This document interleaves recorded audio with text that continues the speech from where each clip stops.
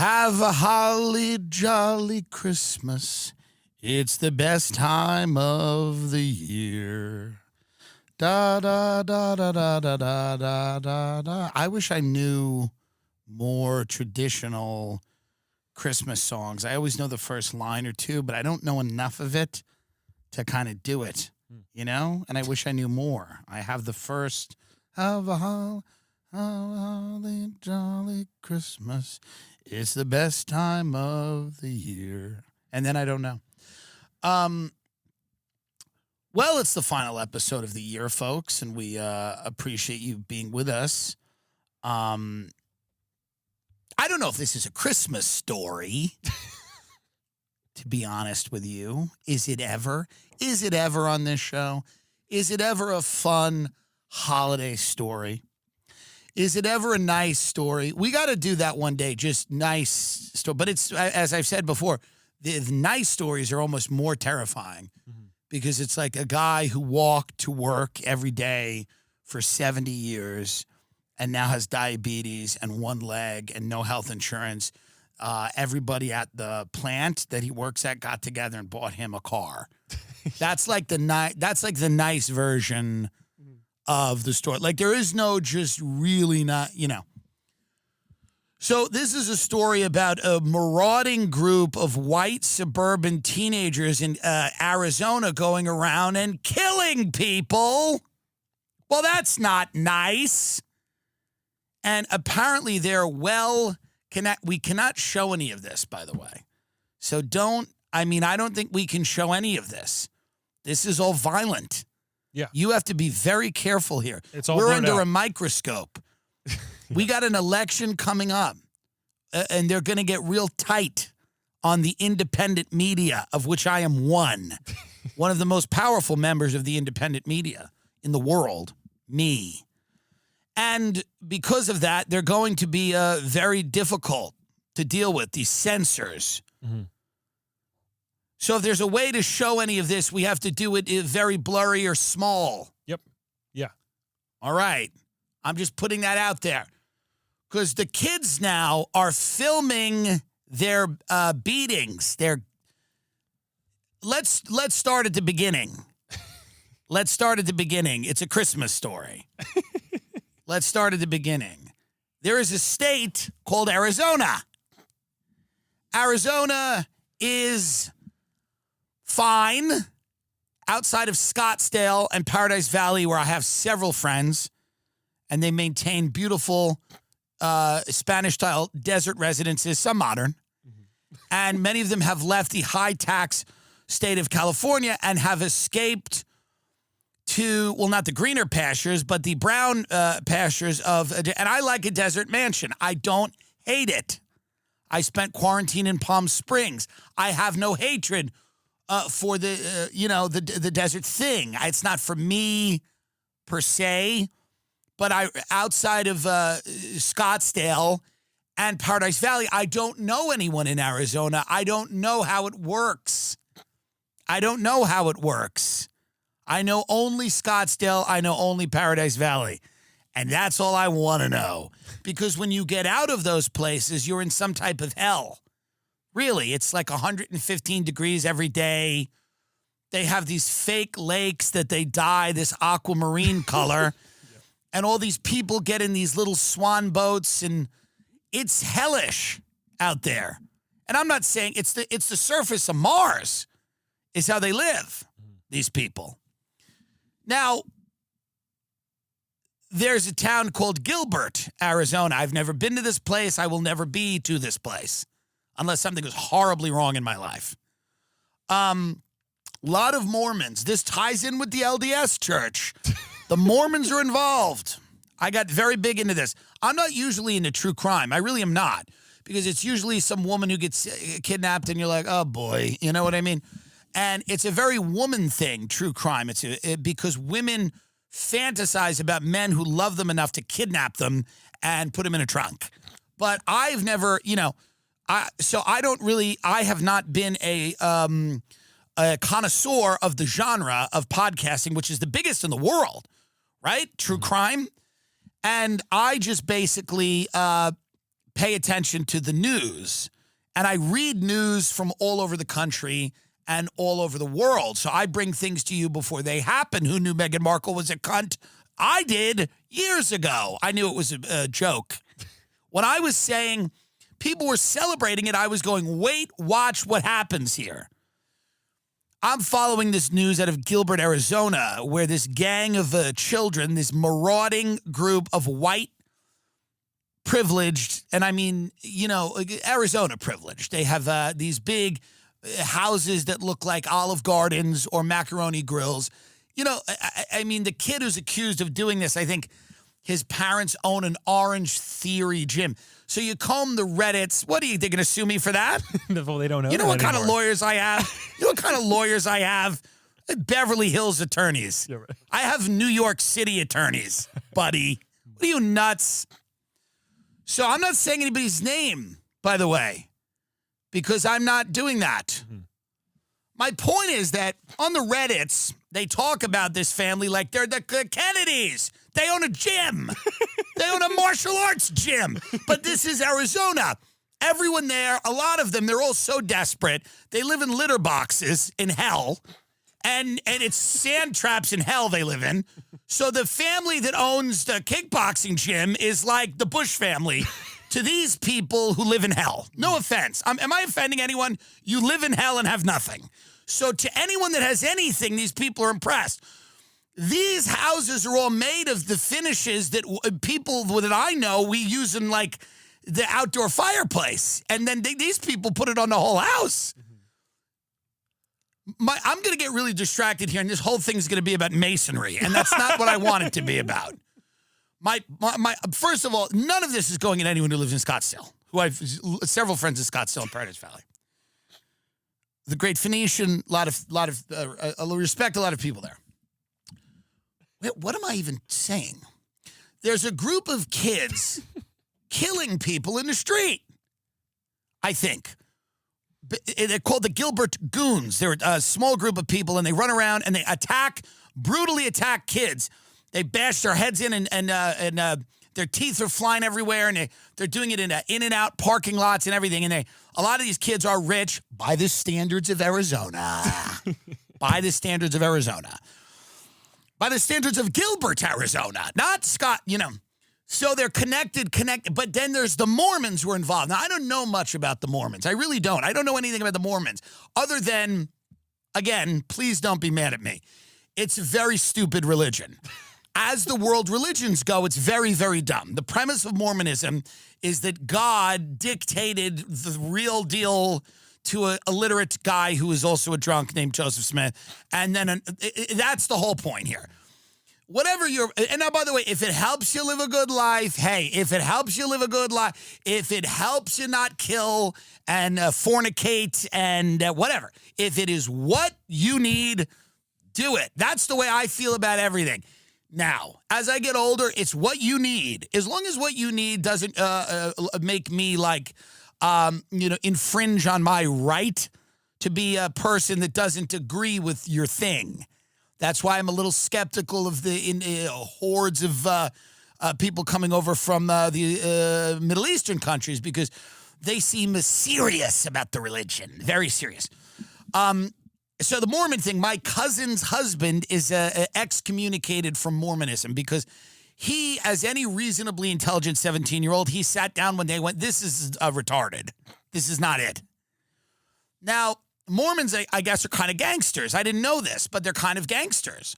The Marriott family, they own all the hotels in all of the world. They're a big Mormon family. I didn't know anything about this Latter-day Saints. I just knew Mitt Romney was a Mormon. And again, don't be offended if you're a Mormon and you like this show. Good for you. But it seems silly. Objectively. It seems like an objectively silly religion. A lot of these religions are just created to siphon money from people, control them, whatever. We all know this, whatever. Now the Mormons don't talk to the cops. They don't. They protect their own. It's insular. This is what I've learned on Reddit threads and reading about the more. I don't know these things. People tell me. My cousin's husband tells me about these things. So in this town where people are apparently incredibly privileged because they own the Poke Bowl spot. Their kids are like athletes, and they're doing very well, and they're just going around this valley. What is it called? This place? Gilbert. No, but the East Valley. Oh, yeah, East Valley. Who are they? So they're going around this valley, the East Valley, and they're attacking kids randomly, and everybody in the community is going, stop killing my children in the community now. Mm-hmm. And they just ran that article at Gilbert, Arizona, one of the best places to live. Yeah. And these kids are going around beating people up, and the cops are doing nothing. The cops are like not arresting these Mormon rich kids. This also happened in Gilbert, Arizona years ago. It was a gang called the Devil Dogs, some white supremacist gang probably was, that maybe worked with Sammy the Bull Gravano selling ecstasy, I think, unless I'm mixing that up, but I'm not. It's the Devil Dogs. They were a gang in Gilbert, and I think they were working with Gravano because Gravano moved to Arizona. He was selling ecstasy, whatever. So there's something weird in the town, and the town has the big temple, the LDS temple, right? Very interesting. So they kind of protect their own. So these kids are running around attacking people, and nothing is happening. Nobody's getting arrested. And you know they're white, and they have money. What people in Gilbert, Arizona consider money. No offense. It's not One Hyde Park. You don't know what it is. Google it, piggy. These kids are running around. They're all psychotic. They're sociopaths. They think they're gangsters are acting out rap songs. They have a rap song that I heard, which was not good.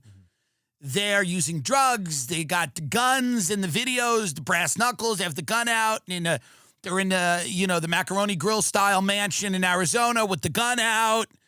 I'm a thug. I'm 17. I'm a Mormon thug in Arizona desert Macaroni Grill house. It's crazy, and it's a fascinating story. You can show that, right? Yeah. The kids with the guns, and they're in the house, So this is interesting to me because the cops are doing nothing.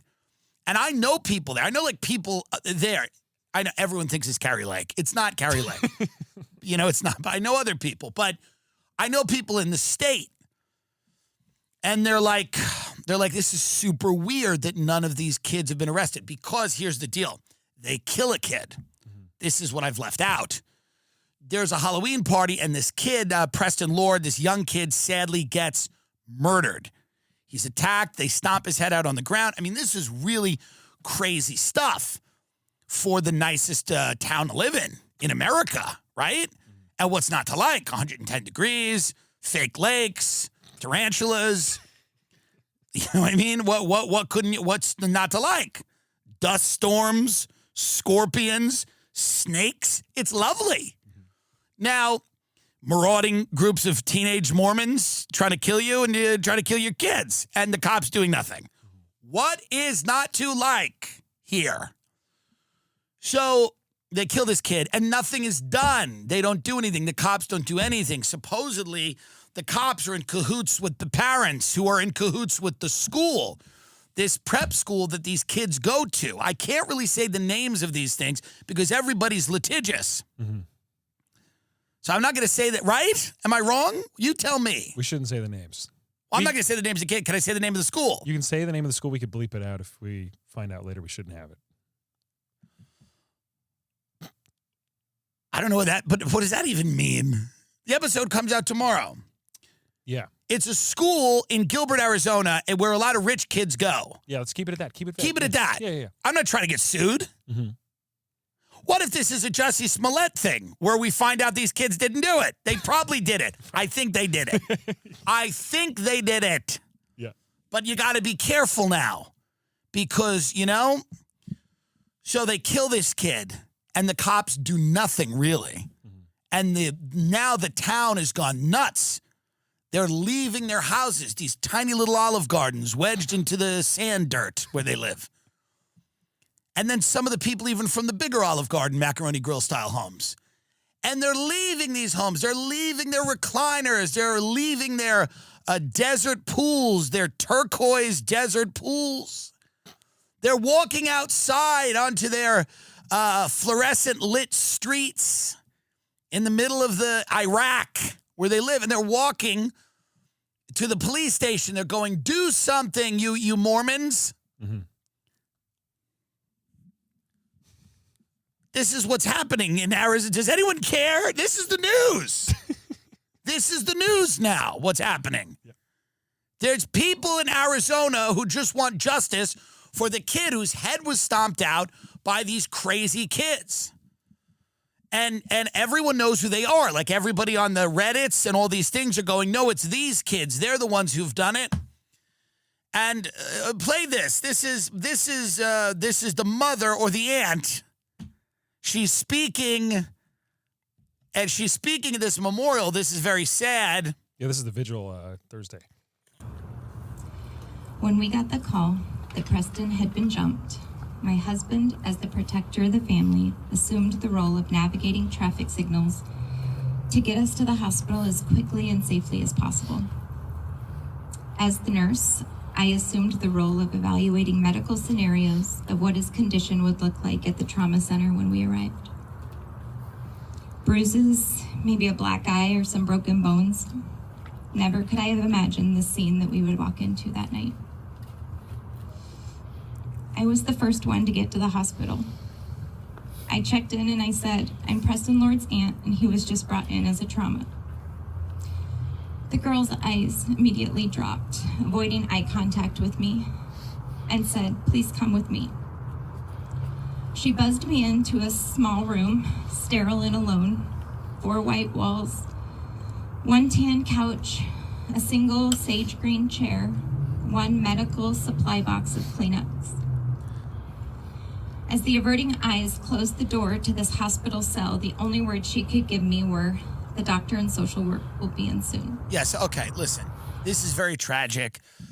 This trial, these kids got to go to jail. They have to go to jail, but the cops have done nothing. The SWAT team served some warrants. All of this stuff's on Snapchat. I mean, it's a human tragedy. Mm-hmm. And the kids who did it are monsters, right? They've been doing it. So then you think about, how do you raise a monster? This is a good question. This is something to think about. In the burbs. But it happens. It actually happens. When kids have nothing to lose, they feel like they have nothing to lose. Whether they are from the projects and they feel like they see all their friends get killed in front of them, and the value on human life is very low because they are thrust into a world where things are insane from a young age. You have people that become sociopaths because they, in order to just function, you have to shut off the part of yourself that has any feelings. Now, this also happens in the suburbs where people are quite comfortable. And you have kids that are just genuinely going out randomly attacking kids, doing serious damage to them and killing one of them. And then you have their parents swooping in and going, we're going to protect you. And we're going to help you get away with murder. Which is, I never had a relationship to my parents like that. But I guess a lot of people do. I like my parents. I love my parents. They're good people. But they never would have tried to shield me from the consequences had I murdered somebody. And they have recommended, finally the Gilbert PD has recommended charges to a bunch of these kids, but it says juveniles and adults. Now that could mean that some of the kids are 18, but that could also mean that they will charge some of the parents with trying to obstruct and protect these kids. And it's an ex-girlfriend. It's always the one who gets you. She's coming out and telling people what went down. Mm-hmm.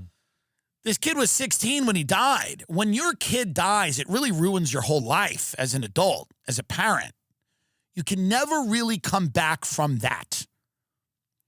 You can live a life, you can live a good life, but you can never come back fully from losing a child. It doesn't happen. So the idea that the kids who did it would get off or go free is crazy. Crazy enough that even the people of Arizona were motivated to take to the streets and stop these rich, by Arizona standards, parents from protecting their children and trying to, pressure the cops, or maybe they're working with the cop. Maybe one of these kids' parents is a cop. We don't know. We don't know about that. But it's got to be maddening to see nothing done. And people are going to go, well, they're rich white kids. This happens often. Well, I'm sure that it happens more often than when they are black kids. We know that. We get it. But there should be some justice here for this child that was murdered. And that's this case that I've been following, these Gilbert Goons. It's a squad of marauding Mormons, maybe. I don't know. Maybe it's not. And by the way, if it comes out that they're not Mormons, then hey, egg on my face. Apologies. Everything being written about this suggests that they are Mormons and that they kind of protect their own out there in Arizona. I didn't even know they were there. I thought it was Utah. Mm-hmm. But apparently there's a big presence in Gilbert, Arizona. And good for the citizens. The citizens are going, the police are corrupt. They're incompetent. Best case, they're incompetent, but they're probably corrupt. And they're not doing anything. So I think when they blow this open, when it becomes national news, and I'm talking about it before it's national news, it'll become like a very, very big deal. And that a lot of maybe heads will roll with the cops or anything like that. I don't know.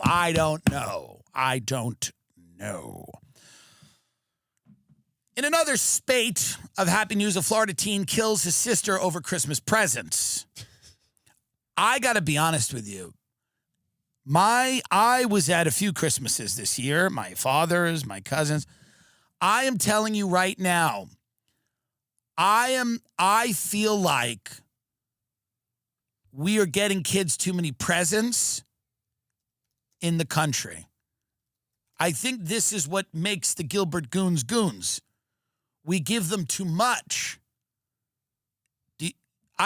My cousin told her mother, get only one gift per child. My aunt. And I think that's good because kids are getting way too much. Way too much. Abrielle Baldwin, 23, the mother of a 6-year-old and an 11-month-year-old. An 11-month-old. 11-month-year-old. And an 11-month-old was fatally shot by her 14-year-old brother on Christmas Eve. Where is this, Florida? Yep. It's another paradise, isn't it? A 14-year-old Florida teen fatally shot his sister in an argument over Christmas gifts. The argument started when the brothers, ages 14 and 15, were out shopping on Christmas Eve Sunday with their mother and sister and got into a spat over who was receiving more Christmas gifts. After shopping, the boys, their mother, their 23-year-old sister, and the 2 young children went to their grandmother's home in Largo where the argument continued. Can you imagine the argument continued? So I guess they're at like a mall or something. Mm-hmm. They start fighting about who's getting more gifts. The 23-year-old sister should be, I know she's got 2 kids, but still, she shouldn't be getting any gifts. You're an adult. The gift cutoff has got to happen at 18. A few things for college, that's it. That's when the 14-year-old brother stood in the doorway. He took out his .40 caliber semi-automatic handgun. He pointed it at his brother and told him he was going to shoot him in the head. The 14-year-old tried to get his 15-year-old brother to fight, and an uncle ended up separating them and moving the 14-year-old outside into the driveway area. That's where he found Abrielle carrying her 11-month-old baby in a carrier. She told him, "You all need to leave that stuff alone. Why are you trying to start it? It's Christmas." The 14-year-old argued with her, calling her derogatory terms, and shot her in the chest as she was holding her infant in the carrier. She fell and the baby fell, but the baby was unharmed. The 15-year-old brother then came outside, took out a .45 caliber semi-automatic handgun, exclaimed, "You shot my motherfucking sister?" and then shot the 14-year-old one time in the stomach. The sheriff said there was an 8-second gap between the time the 14-year-old shot Abrielle and before he himself was shot. At the time he was shot, he was no longer in possession of his gun. The 15-year-old then ran through his gun in a nearby yard. Who got them all the guns for Christmas? That might be a problem. Mm-hmm. Maybe it wasn't a good idea last Christmas to everybody get a gun. Everyone got a 40 cal for Christmas in this family? Abrielle was taken to a hospital, died of her wounds. She was just a woman going about life, doing her thing with her 2 kids. Now you got 2 kids and their mom's dead. This is the quote. 14-year-old is charged with first-degree murder, child abuse, and being a delinquent in possession of a firearm. The kids, this is the problem. Remember when, there was this idea that, like, the children are the future and the children are going to... The children are a real big problem in this country. And I think, these kids carried guns all the time. They're out in the middle of the night doing car burglaries. How many of these homicides are young people? Tons. Young people in this country are a threat to everyone. When I see a young person, I'm on edge. I'm not even kidding. When I see a young person now, I'm 38. If I am in a mall restaurant, like a high-end mall restaurant, Fig and Olive, if you will, if I'm in the Houston Galleria at Fig and Olive, and I see a young person, I'm immediately on edge. I expect to be shot or to be lectured about the names they want to be called. Young people now are sick. We've made them sick. And they have no, like this Gilbert thing, the Snapchats they're sending are like, yeah, I hit a kid, he's dead now. They're unfeeling, uncaring monsters. The whole lot of them, by the way. I'm sure there are some good ones. But the vast majority of young people now they're unstable. They're unstable. They have no solid footing of which to proceed to create a life. And it's terrifying being someone who sees and reads all this shit about young people and how sick they are. I'm much more wary of young people than I am older people. Young people don't see violence as anything, something that's real. I don't know what it is. Life has no value to them. They don't seem to care about it. They I'm not saying that these qualities aren't present in older people, but it's incredibly terrifying when you see these qualities emerge in a younger person, a 14, 15, 16-year-old who doesn't put any value on human life. And you see them in the malls, you see them out there with the dead eyes. They have dead eyes, the young. Young people have dead eyes. I mean, God, what have we done to them? Why are they like this? Have you ever, and I'm telling you, I'm not wrong, go to a diner, go to a restaurant, go to a gastropub, go anywhere. You see a large family. The one who's 14, there's something with their eyes. Something's up. We're getting the evidence. And by the way, remember we had no evidence? We're like, we don't know what we just give 2-year-olds MacBook. We don't know how we give them iPads. We don't know what happens. Well, here's what happens. They become the goons. When you raise children, you outsource the raising of your children to algorithms, they've become monsters. Truly. I see them. You see them. They're out. You see them. They have dead eyes. Go and speak to a teenager at a holiday party.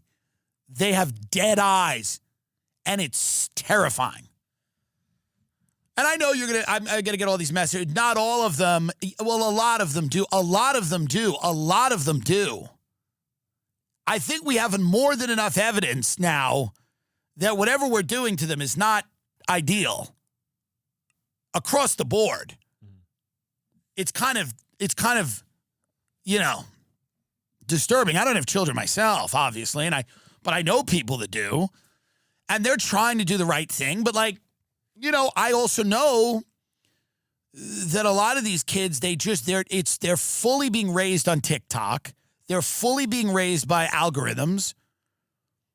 They're what's cool to these kids, they're nihilists. You know, they've grown up in this environment where there's nothing is real. We at least saw the institutions like the Catholic Church and the government, we at least saw them fall from a pedestal, but at least there was that pedestal. And then when we started to get older, we started to see the cracks in the foundation. These kids have never had any authority figure they've ever respected. Their life is chaos, pure chaos. From the moment they're cognizant of anything, their lives are pure chaos. Chaos. This is not good, apparently. This is very, very bad way to live when you're a child. When you're there trying to figure out how to orient yourself in the world, and everywhere you look is something that is the ruins of something. Everybody hates each other. No one agrees on what reality is. And the only thing that's cool is drugs, violence, killing people, having money, having things. It's crazy. There's no value system you could plug any of that into. It's nuts. Completely nuts. I'm hopeful that we can figure out a way to, like, maybe the schools should be jails. To be honest, maybe we should kind of identify these kids as, like, maybe we should kind of treat them like criminals. They're a problem. The children are a problem. It's not, they're not the future. Right. That's not happening. That canard is not happening. The children are not the future. The children are a threat to the common good. They are a threat to society. Children. Teenagers, they are a threat to the fabric of our society. And they need to be dealt with. Dealt with. What was this? Is this a great idea that none of them work? Is it a good idea that no children work? I'm serious now. Is it a good idea that not one child in this country has a fucking job anymore? Nobody works at the movie theater. Nobody takes the tickets for the fair. Kids used to work. Now they don't work anymore. They sit around in mansions doing fentanyl and waving guns around on TikTok. They need to work. All we heard from the communists that raised my generation is how unfair it was in the workhouses in England because Oliver wanted, can I have more gruel? And they wouldn't give him more gruel or whatever. Now everyone has gruel and everyone's 1,000 pounds. So we've overcorrected now. No kids are in the workhouses. None of them are working at all. These lazy fucks have gruel for days. They can press a button on their phone and someone comes in and gives them a burrito and a gun. So they're all in their Arizona Olive Garden style mansions in a backyard in a swimming pool doing fentanyl and hunting for people to kill because none of them have jobs. I had jobs. When I was a kid, I had jobs. I worked with my mother, who was an overweight lifeguard. She was a swim coach, and the little children she taught how to swim loved her. They cling to her like a flotation device, and she brought me into that. My father got me a job working for some drunk who owned a restaurant, and he wouldn't serve coffee because he wanted to be unique, and everybody hated him. I was the busboy in that restaurant for a few months, but I kept fucking it up, and they got rid of me. But the point is, I always worked. You should get your working papers at 14 or 15 and you should have a fucking job. This idea that children should not work is the worst idea. All of this anti-work shit is being pushed by people who want to tear apart the entire fabric of our society. Don't work, man. It's so cool. You shouldn't work. Just fucking hang out. Why you gotta go into the office? You gotta work. Nobody wants to work anymore. This whole thing, all of these kids in the suburbs now, they don't have bosses. They have no responsibility. Their parents don't care about them because they're doing Taibo or whatever these parents are doing. They're managing the martial arts, whatever these fucking people own. They don't care about their kid. They don't care. They're checked out. They're trying to make money by Arizona standards. They're trying to make money. They don't have time to sit down with the kid and go, hey, are you killing people? Look at me, you dead-eyed little freak. Will you look at me, you dead-eyed little monster? Look at me. Are you killing people in the In-N-Out parking lot while I'm out training these fat Arizona fucking housewives and widows so they can go out and snag a second husband so they can get a house on a fake turquoise lake in this dump? Are you killing people while I'm doing that? Look at me, you freak.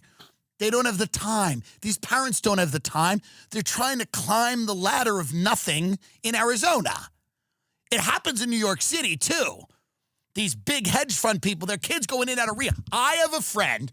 This guy, he's a companion for these like severely autistic children who were literally abandoned like feral cats in Central Park by their parents because they wanted to go to Stad and go skiing. And these feral cat children, literally autistic on a level, it's crazy. You say hello to them, they go, eh. And my friend has to walk them around. They're addicted to the internet. They jerk off so much their penis falls off. These kids have gone nuts and they've been abandoned. And their parents are out, in Aspen or in Palm Beach, and they're trying to climb these corporate ladders. And their children are abandoned just to fend for themselves. And some of them develop, the severe social anxiety disorders or whatever. And then my friend, much like a sober companion, he has to walk them around and tell them about his horrible life so that they feel better, I guess. I don't know. But the point is, what I'm saying here and what I'm saying is this movement where we took children out of factories is not good. If a child had a factory job, if a child could leave school and go to a factory and put the time in, they would be better off. If we could have a manufacturing base in this country with children, teenagers that had to work, and we cut this shit out with the college now. Enough with that. That does nothing for anyone. The biggest losers I know are in $200,000 worth of student loan debt. They got nothing going on. Children have to work. They need to work at the movie theater. I know it's okay. Well, nobody goes to the movie theater, Tim. How do they work at the movie theater? I don't know. They work at the vape shop. Wherever they got to fucking work. They shouldn't have all this time. They shouldn't have all this time to murder. The kids have too much time to kill, literally. And the parents don't care. The parents don't care. They're uninterested. They're trying to get another Tesla. They're uninterested in what the kids are doing. They're not sitting down with the kids and asking them, are you killing anyone? Excuse me? And all these kids' names are like Jalen and Braylon and all these fake fucking crazy names that their mothers gave them. It's like, give them real names, God forbid out of the Bible, and make them work in a factory or something. It's a good happy medium. North Korea would do this. North Korea is trying to become a tourist destination. They're also ramping up. They're ramping up their military. They're trying to get ready for a war with yours truly, the United States. So now North Korea has welcomed tourists in the past. However, it is unlikely that any of those tourists will be American. Bummer. Get some North Korean restaurants up. Get some North Korean restaurants. Let's see what they're doing. Here's the thing with North Korea. It's kind of bleak. It's bleak. It's not great. If you want to really, yeah. See that one? The Grand Theater Restaurant? Let's see that. Let's see that. Let's take a look at those photos there. Just one. Yeah, see that? Here's the thing, North Korea. I know you've put, by the way, probably better than Gilbert, Arizona, but I know that you've put a lot of work into the missiles and you've put a lot of work into, the end of the world, but you got to put a little more work. I don't hate the orange napkin. By the way, I do not hate the orange napkin. I don't hate the orange napkin, and I don't hate the attempt at greenery, but it needs to be a little focused. It seems, I don't know. It's a little empty. It feels a little. I like that it's uncluttered. See, the good version of this would be you say it's an uncluttered space. The bad version of it would be, it's kind of creepy. And I think that's what North Korea, a lot of North Korea's public spaces are kind of haunting and creepy. Mm-hmm. And a lot of their restaurants are unappealing to people because of that. So if you want tourists, you have to you have to have fun. What are the biggest tourist destinations in America? Disney World, get them up. Get the biggest tourists. I'm going to guess. I'm going to say Disney World's number 1. I say Las Vegas is in the top 5. I say New York City's maybe number 2. What are the biggest tourist destinations in the United States of America? Because then we can really let North Korea know how to do it. Times Square is number 1. It's Central Park is number 2. Las Vegas is number 3. Union State. By the way, I don't know that this is true because Disney World's got to be number 1. Yeah. So this is not true. Disney World's number 7 on their list. Disney World's number 7. Well, maybe Disney's lost because they're turning all the kids trans. Isn't that what's going on? Yeah. Here's what I mean in North Korea. North Korea needs to figure out, they don't have Harry Potter World. They don't have Disney World. What has North Korea got? They have like a sub-museum from like a boat they captured in the 50s. What kind of boat? Like a submarine? No, it's like an American... they captured an American submarine and then they made it into a museum? Yes. Yeah. I'll tell you right now. It's I just remember seeing it on the internet. Well, I don't know how many people that's getting over there. The USS Pueblo. Yes, Pueblo. Yeah, here you go. Yeah, I mean, that doesn't seem that exciting. Right. Yeah, we need more than this. What we do really well as a country is simulate fun. We're really good at it. That's why we like our adult population likes theme parks and they love cruises. Because if you're left to have fun on your own, you have to appreciate nature or history or cuisine, things that most people in this country don't really appreciate and cannot afford. So what's left for the rest of those people is a simulated good time. Fun that is given to you. It's an all-inclusive resort. Here's the beach. Here's the booze. Here's the thing. You are not trusted to plan any of your own activities. The activities are here for you. Here's what you got. So North Korea needs to figure out how to make an adult theme park that is attractive to people from all over the world. And it might be Submarine Land. Like you could figure out a way to have a big, because I'm not saying don't, like their whole military dictatorship vibe, lean into it. Yeah. Lean in, because it's kind of cool. If I know that I can visit North Korea, but not be captured and killed or my brain scrambled, like out of Warmbier, I'm a freak. I want to go. If you want to be the military dictatorship that allows people in, I'm with it. Yeah. I'm with it. It's not going to be Harry Potter World. It's not going to be what we do. But if you're going to be like a stark, cold, but we're there to appreciate and respect power. Like it would be a fun thing if I was a tourist in North Korea and there was maybe a big outside balcony in the restaurants and an outside balcony. And the government of North Korea shows us that they could turn the lights on and off in the town next door. Mm-hmm. I'll go to see that, and they turn the lights off and you hear everyone go, ah, and then they turn them back on. If it's fun like that, I'll be into it. If it's fun like that. You gotta lean into the fact that you are a creepy fascist place. You can't run away from that. It can't all be, fun and sunshine and song. If I'm visiting North Korea, I want the grit. I want that, like New York City lost a lot of grit. We got a lot of visitors, but we lost a lot of grit. I want grit. So if North Korea can somehow figure out a way to entice travelers to come, not imprison and kill us, but allow us to kind of navigate their very bleak, cold world, I'm into it. And I think a lot of other people would be too. A lot of other people. There's a novelty to going to North Korea. Here's the good news.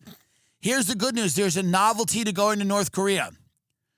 If I can fly to North Korea with a bunch of people and we can stay in a hotel and take photos in these vast empty spaces that no one's allowed in, I'm in. And I think a lot of other people would be too, because I know some people that have a lot of money. They're all bored of going to the south of France. They're bored. A fun novelty trip to North Korea could be fucking amazing. Getting married in North Korea, proposing to your wife in front of this big fountain with a bunch of guards with guns, and that's the wedding photo? Proposing in North Korea, LOL, how the world has changed. They can do it. They can do it. You don't have to Disney-fy it. You can just lean in to the cold, creepy, industrial thing that they have. I think a lot of people would end up into it. They'll kind of end up into it. It's this country. It's run by this one family that's kind of feuding all the time. And it's total absolute fascism. Like you'll be disappeared. Mm-hmm. So as long as I'm not afraid of that, I like empty spaces. I like places that are not crowded. And that is North Korea, to be honest. Florida at spring break, not for me. North Korea, I love it. I love it. Just the sound of a fork and knife hitting a plate and nothing else. The one thing they've done is they've created a space for reflection. And I think that's what North Korea should kind of lean into. We've created a space for reflection. All these people go to these spas. They go to these spas. For what? For quiet? Can you get more quiet than North Korea? This could be a new modern spa for people that want to reflect. And North Korea will say, if any of our residents leave their buildings, we kill them in the street. You will never hear anything. We are the quietest place. You want to reflect? White lady from Santa Barbara, come to North Korea. It will be quiet. No one will bother you. No one will we promise you, no one will you will hear nothing. You will hear absolutely nothing. You'll be able to luxuriate, whatever the version of that is, but you'll be able to walk around our completely empty cities. It's your city now. It is a completely empty city. It'll just be the military junta and you. And if you can take a girls' trip where it is a completely empty city, it's a completely empty city, and it's just you, and there's no lines. The vacations are, and it's a nightmare. The lines. Did you book the thing? Did you book the boat? Did you book the thing? Picture. Is North Korea a continent? No. But it's a country. Picture an entire country that has been cleansed for you. The people are on their best behavior there. They're on their best behavior. They are not going to be a problem. They're not going to be. They are just there to fade into the background and to let you enjoy the country. It's kind of the perfect country to travel to. And I bet there's Google North Korea pretty things. Are there pretty nice things there? See the mountains? Are there mountains? I bet it has beauty. I bet there's beauty. It's the statues of him and his dad, yeah. But by the way, it's a great photo op. But do you see, these empty cities are selling me. Yeah. They are selling it for me. Totally empty cities, totally abandoned empty cities where people are afraid to go because they will be captured by the military junta is a nice vacation. That is a nice vacation. And Americans will not ask where everyone is. This is how selfish we are. We will be the only group. Other people will go, where are all the people? Not us. Not us. Let us in. Let us in. I know you don't want to because we're like, whatever, about to go to nuclear war. Let the people in. We will not comment on what you do. Americans do not care. When we go on a vacation, you could be doing a genocide 15 minutes down the road. If it is not in front of us at our resort, we don't care. We do not care. In fact, we will not care if the waiter from yesterday was macheted on the way in. And they said that to us. They go, yeah, well, I know you like the waiter. It's just so sad, you know. Him and his family were hacked up by rebel forces last night. We go, that's terrible. That's terrible. So let me ask you, can we do breakfast on the beach? Could you bring the chairs down? Is that too much of an inconvenience? We don't care. We don't care. You're not letting in Americans. That's a bad move. You want to let in a group of people that doesn't give a shit what you're doing to your own people. Mm-hmm. And there's nobody that will play along better than the United States. There's no travelers you would want more than fat American travelers who are more than willing to spend their money, and they will not care what you do to your people. In fact, they will come home and say, we should do that to people here. They will appreciate it. They will appreciate this. People talk about the Singapore caning in this country, only positive. I've never heard one person say anything negative about the caning in Singapore. Uh-huh. Everybody that has heard of the caning or has seen the caning, it is all positive. Americans they'll go to North Korea and go, I like what they do over there. I'm telling they will come back and they will sit in a Denny's and they will tell their friends, you know, people say a lot about that government, but it's nice and quiet. And everybody minds their business over there. That's what you want. You don't want meddling Europeans that are blathering about human rights or something. You want Americans to come in and enjoy your empty cities and speak highly of how you torture your own people. That's what you want, and that's what we'll do. That's what we'll do. We will go to your dictatorship. We will thank you. We will take pictures in your vast open spaces, and we will come back and go, you know what? They got a few things figured out over there. HelloFresh. You get free breakfast for life. Is this true? I can't even imagine this. How generous they're being as a company to my listeners. Generosity is not going out of style at HelloFresh. The thing about HelloFresh is nobody wants these frozen things anymore. Everybody wants fresh food. You cook it. It's quick. Everything's right there for you. You don't have to go to the grocery store.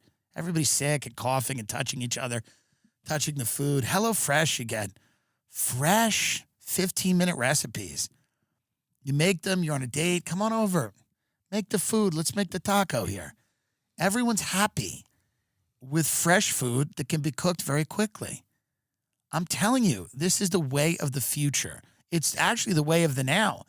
They're also throwing in free breakfast for life. They're throwing in food for breakfast. You don't have to pay for it. And it's such an important meal. Go to HelloFresh.com. I'm telling you right now, don't wait here. Don't wait. HelloFresh is giving you, I mean, is this crazy? Free breakfast for the rest of your life if you keep the HelloFresh subscription. If you go to HelloFresh.com/TimDFree and use the code TimDFree for free breakfast for life. One breakfast item per box while subscription is active. That's a free breakfast for life. Do you understand? People go, oh, there's no such thing as a free lunch. Guess what? There is a such thing. There is such a thing as a free breakfast from HelloFresh, from the good people at HelloFresh, because the name is not a lie. A lot of these companies, their name's a fib. But this one is HelloFresh because it's fresh from the farm. And it goes to your house, and you cook it, you put it in the pan, put it in the pot. Put it in the oven. Set it and forget it. Look at a fresh meal from me and my family. My kids are eating fresh food, and they're not Gilbert Goons because they're eating fresh food delivered to me for free. Breakfast is free at HelloFresh. Breakfast is free at HelloFresh. Breakfast is free at HelloFresh. Don't arm your children with guns. Arm them with a breakfast from HelloFresh. HelloFresh.com/TimDFree. HelloFresh.com/TimDFree. Santa baby, give me a Manscaped lawnmower to shave my genitals. Code is Tim D here. We all love Manscaped. Everybody uses it. Everybody needs it. It trims your private, sensitive areas. Santa baby, I needed a trimmer for my balls. That's right.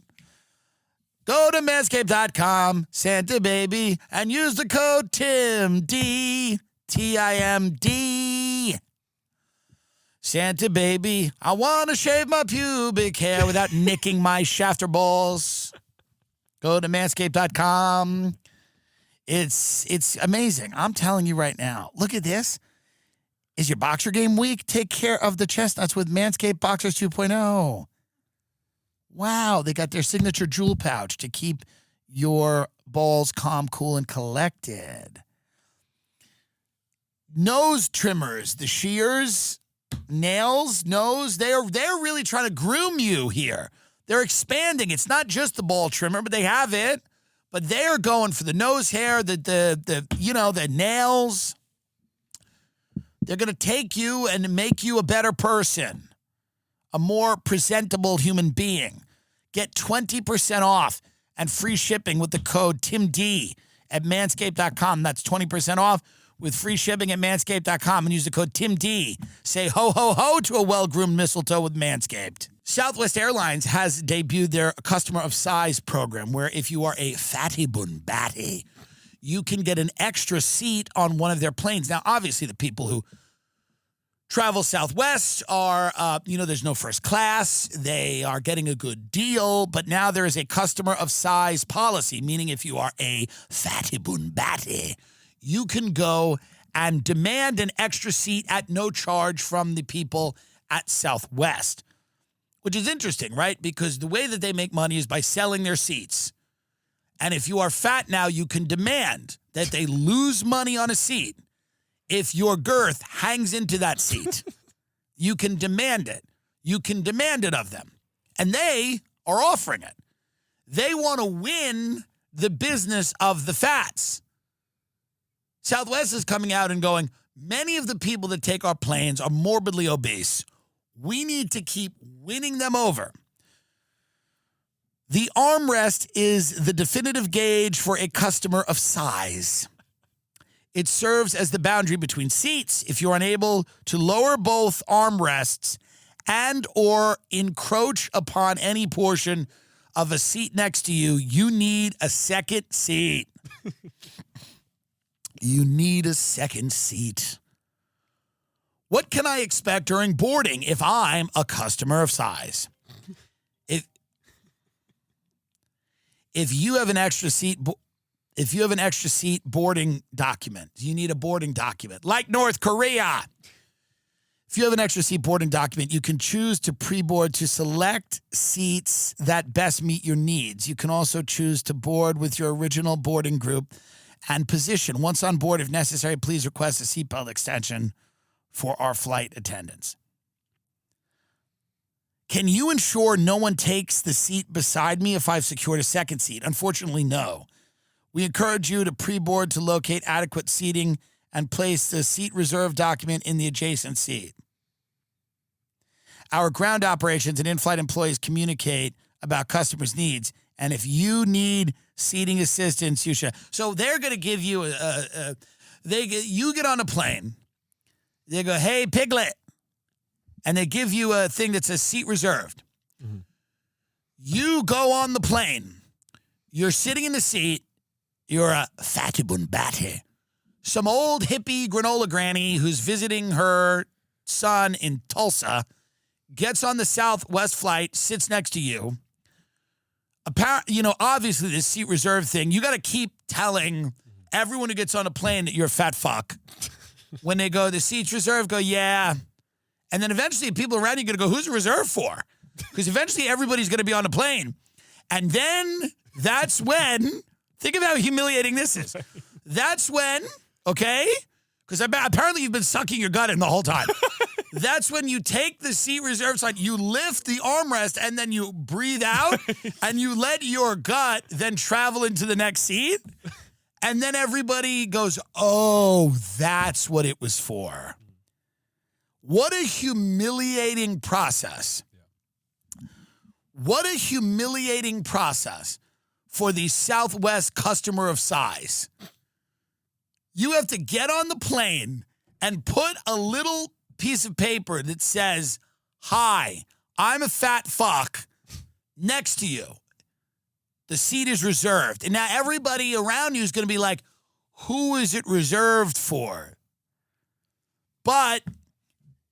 And then everybody will just eventually assume they're like, oh, he's the guy's, he's fat. He's fat. He gets the extra seat for free. He gets the extra seat for free. Yeah. Soon it will be a row. Because 2 seats, for a lot of people on airplanes, 2 seats are not enough. No, be honest. They need a row. There will be a point when there are 13 people on a plane going from New York to Phoenix. And they all pay $8,000 for a ticket. Or the government will start subsidizing. The airlines are going to go to the government and go, we're putting fat people, and we're losing money, and the government's going to have to give the airlines money. The airlines are going to go, the people are too fat. Our profit models are getting all fucked up because people are too fat to be in the seats. And the government's going to have a choice. They can stop poisoning the food. They can stop allowing corporations to poison all the food. But they're not going to do that. So they're just going to shut the airlines up. They're going to go, here, take a little bit.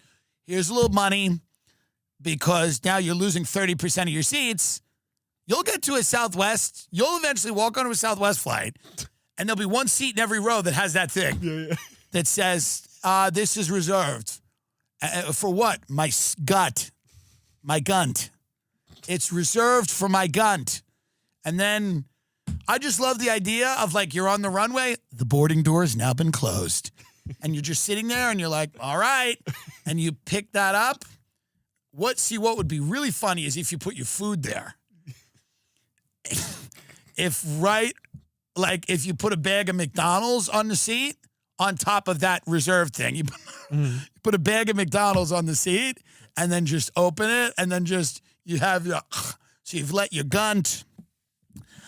It's reserved for my gunt. Do you not want my gunt to breathe? I don't know what's going on. I'm worried about the children. I'm worried about what we're creating in this country. I'm truly worried about this. I hope there's justice for this kid in Arizona. I hope that, North Korea figures out that the only people that are going to truly appreciate your dictatorship are Americans.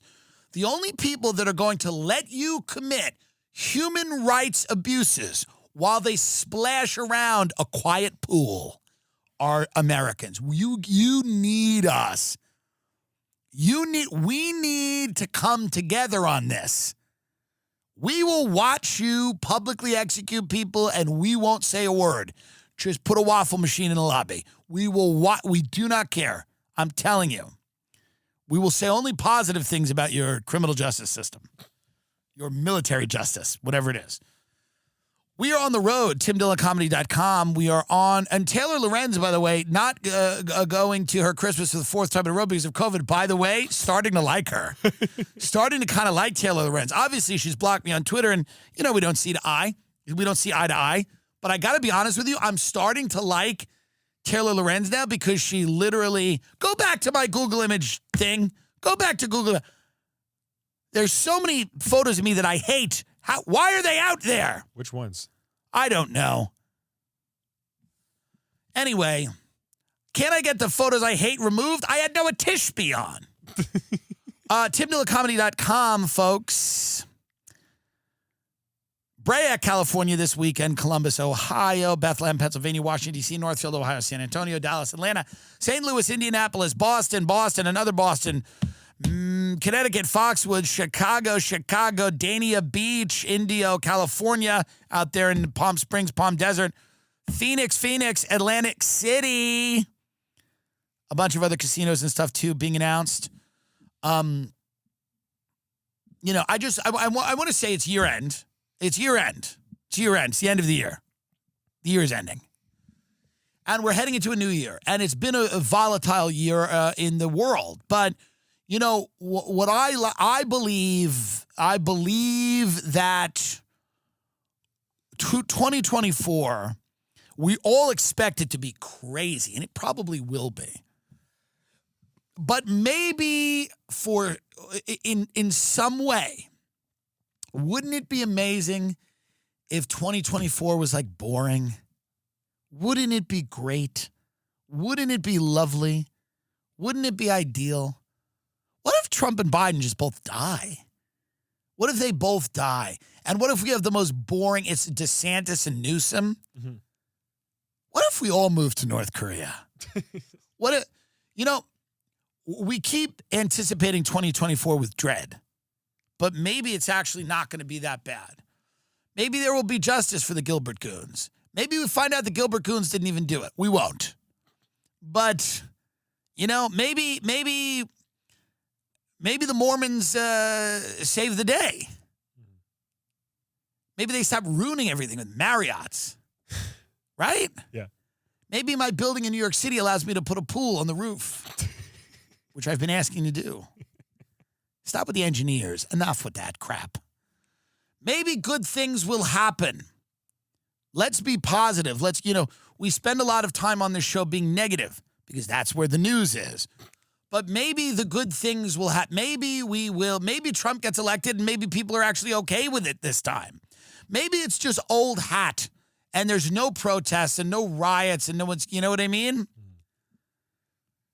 Maybe Jeffrey Epstein comes back and goes, I'm not dead. I was just taking a break, but I'm back and everything's fine.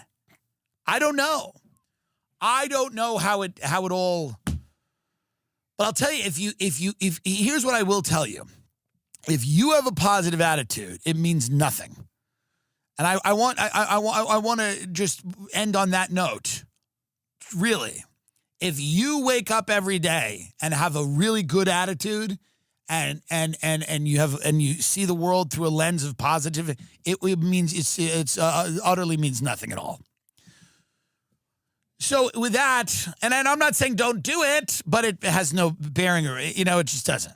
It just doesn't. It has no effect on the larger issues. You know what I mean? Can Steve Wynn make Gaza sparkle again? Can he make it nice?